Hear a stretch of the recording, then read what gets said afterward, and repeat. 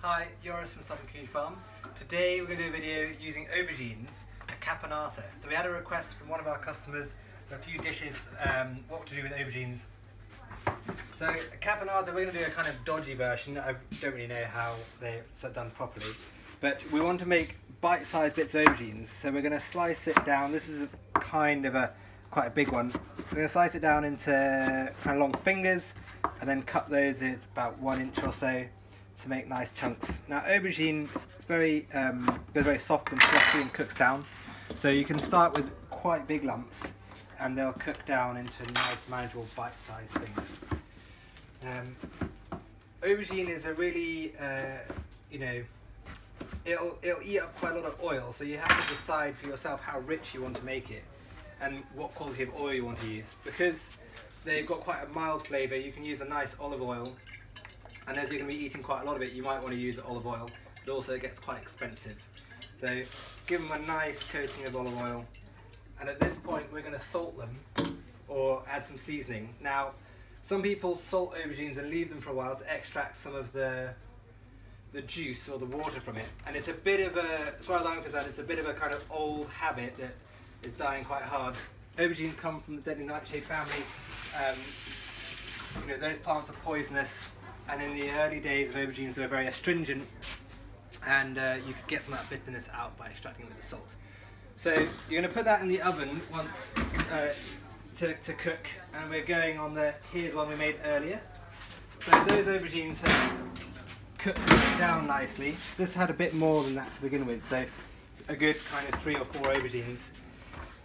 And into this caponata we're going to use some capers. So it's quite a punchy dish, the caponata. It's got quite vinegary vibes. So these capers are going to add a bit more salt and some of that vinegar.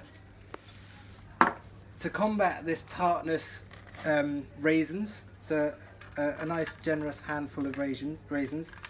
And this dish with the oil, the capers, adding a bit more vinegar, just so it's punchy. It's quite punchy, very rich though. The combination of that sweet raisin, vinegar, capers, and then some chopped tomatoes.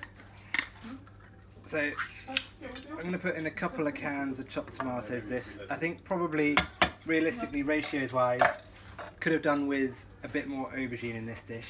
I've used some chopped tomatoes, and here's some cherry tomatoes. The cherry tomatoes are sweeter, a little richer, and I find are nicer than you typically get with the canned tomatoes.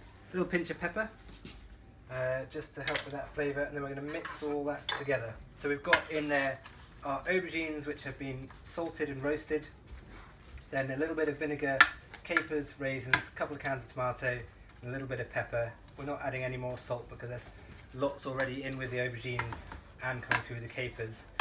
And that is then going to go back in the oven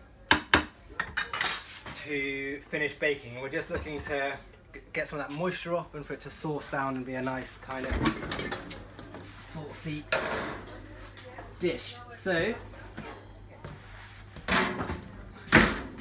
our oven is a little bit extreme, so we've burnt around the edges a bit because it's just maximum hot all the time, so a little bit tricky to cook. But you see now the liquid of that of those cans of tomatoes is reduced. We've got a nice sauce.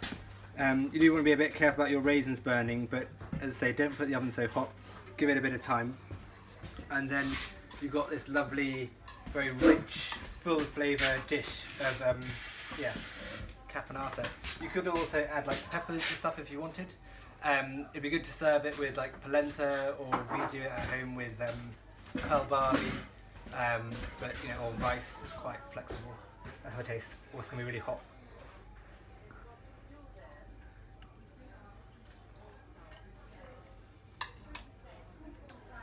Yeah, it's nice.